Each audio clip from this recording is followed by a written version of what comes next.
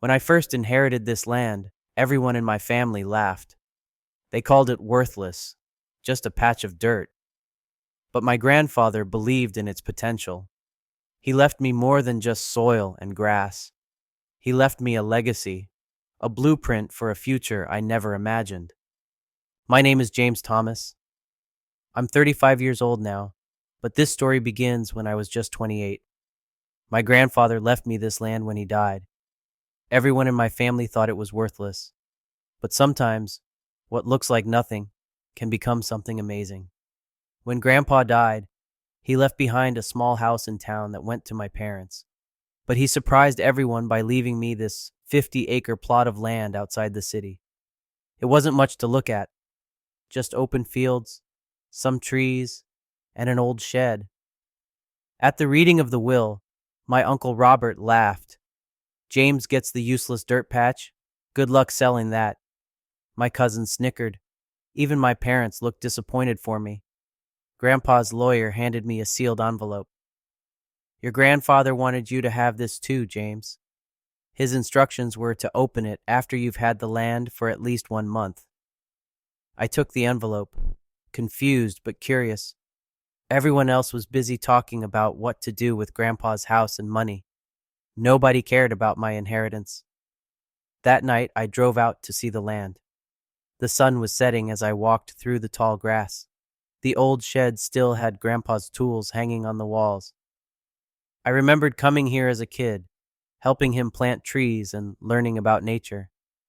As I stood there watching the sunset, I felt a strange feeling, like Grandpa had given me this land for a reason. The next morning, my phone rang. It was Uncle Robert.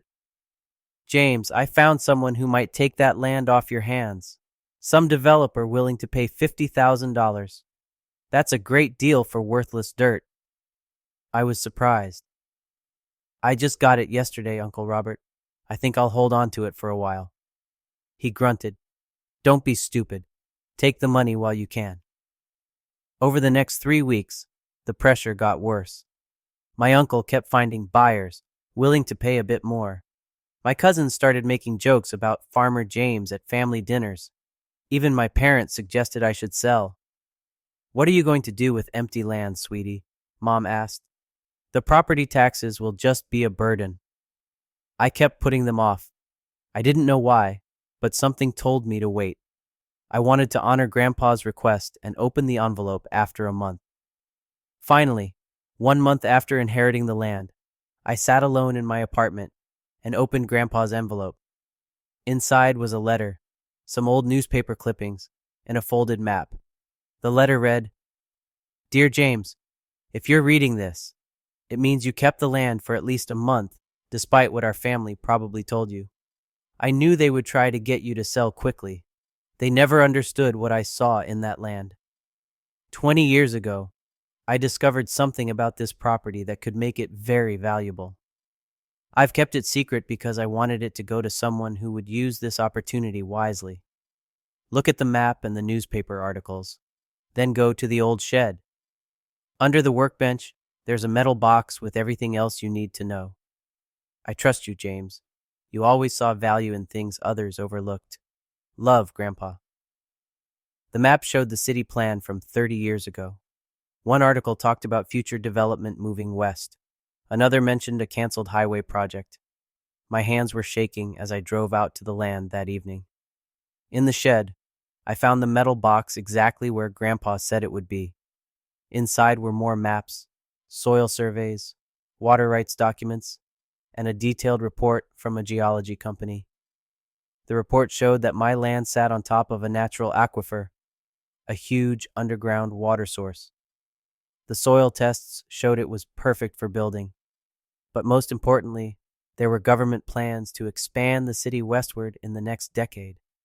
Grandpa had collected all this information years ago.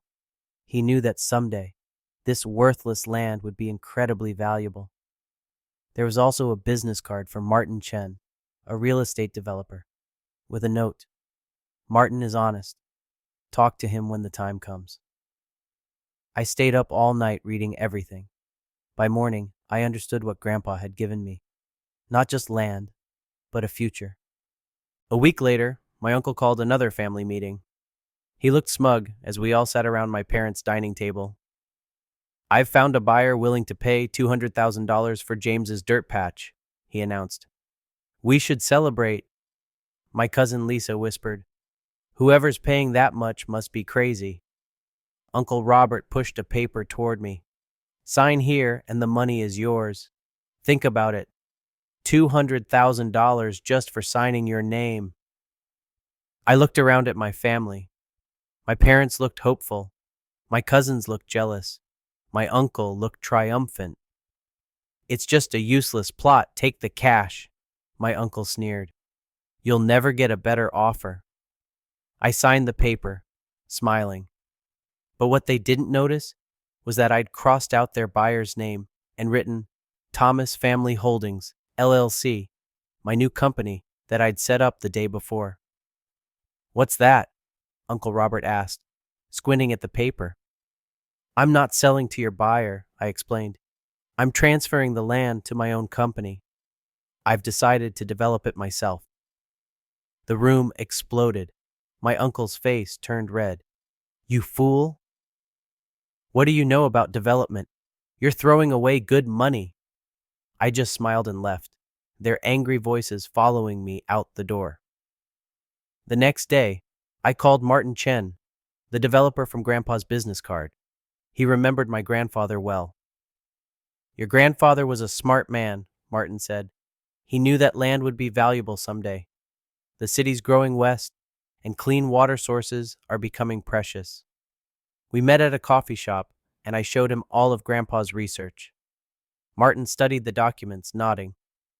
"This is impressive work," he said. "Your grandfather was right. This land could be worth millions if developed properly." We spent the next week creating a plan. Martin would become my business partner. We would build an eco-friendly community with homes, businesses, and parks, all powered by renewable energy and using the natural water source beneath the land. We called it Thomas Springs. Getting permits and financing took almost 6 months. I put in every dollar I had saved. Martin brought in investors who believed in our vision. The day the first bulldozer arrived on the land, my phone wouldn't stop ringing. Word had spread in my family about what was happening. I ignored the calls and watched as workers began clearing areas for roads. Surveyors mapped out where homes and businesses would go. Water specialists tested the aquifer to ensure we could use it sustainably. One evening, as I stood watching the sunset from what would become the community center, my parents drove up. "Why didn't you tell us?" Mom asked, looking around in amazement.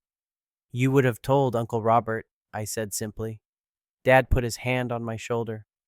"Your grandfather always said you were the one who really listened. We should have trusted his judgment."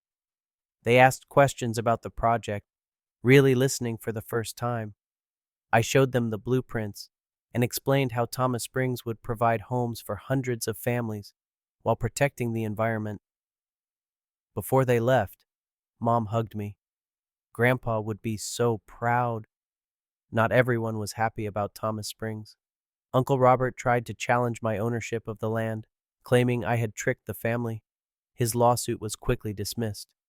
Then he tried to turn the community against the project, claiming it would ruin the natural landscape and waste water resources. I invited community members to the land for an open house. We explained how our plan would actually preserve most of the natural areas while creating homes and jobs. We showed how our water usage plan would be sustainable. Slowly, the opposition faded. Even some of the strongest critics began to see how Thomas Springs could benefit everyone. A month later, the first phase of construction was completed. 20 homes stood finished, surrounded by carefully preserved natural areas. The community center was hosting events. A small shopping area was ready for businesses to move in. The local news did a story on Thomas Springs. The headline read, "Revolutionary Eco-Community Rises from Worthless Land." The reporter interviewed me near the old shed, which we had preserved as a memorial to Grandpa. "What made you see the potential in this land when everyone else missed it?" she asked. I smiled. "My grandfather taught me that value isn't always obvious. Sometimes you have to look deeper and be patient. That evening, I hosted a neighborhood barbecue for the first residents of Thomas Springs. As people mingled and children played on the new playground, a familiar car pulled up. Uncle Robert stepped out, looking uncomfortable. He'd aged in the past year, his hair grayer, his shoulders more stooped. "Can we talk?" he asked quietly. We walked to the edge of the property, where you could see the entire first phase of the development. "I was wrong," he said finally. "I underestimated you, and I underestimated this land. You underestimated Grandpa, too," I added. He nodded. He always saw things differently. I was too busy looking for quick money to see the real value here. We stood in silence for a moment. "The family's broken apart over this," he said. "Your cousins won't speak to me since they found out I tried to buy this land so cheaply for myself." I wasn't surprised. I'd suspected Uncle Robert had planned to buy the land through a fake buyer and keep the profits for himself. "What do you want, Uncle Robert?" I asked. "A second chance," he said. "Maybe there's a place for an old construction manager in your project?" Thomas Springs had grown to become the most desirable community in the region. Over 200 families now lived there. The business district was thriving. Our water system had won environmental awards. The land that my family had called worthless was now worth over $1 billion. Uncle Robert had proven himself valuable in managing construction teams. My cousins had eventually come around, some even buying homes in the community. One morning, I sat with my own young family on the porch of our home, which stood where Grandpa's old shed once was. We'd preserved some of his tools, displaying them proudly in our living room. My 5-year-old daughter was asking about the old photographs of Grandpa that we kept on the wall. "Was he rich?" she asked innocently. I smiled. "Not in the way most people think about being rich, but he was wealthy in wisdom. He knew that sometimes the most valuable things don't look valuable at first." "Like our home?" she asked. "Yes," I said, looking out at the community that had risen from the worthless land. "Like our home." The camera pans out, showing the thriving community of Thomas Springs. Families walk along tree-lined paths, children play in parks, businesses welcome customers, and in the center, a statue of my grandfather stands, his hand pointing toward the future. My voice speaks the final words. My grandfather didn't just leave me land. He left me a lesson about patience, vision, and believing in yourself even when others don't. Sometimes the greatest treasures are the ones others can't see. And sometimes the greatest revenge isn't proving others wrong. It's proving yourself right. The screen fades to black as we see a single photograph. Me as a child, standing beside my grandfather on the very same land, both of us smiling at a future only he could see then.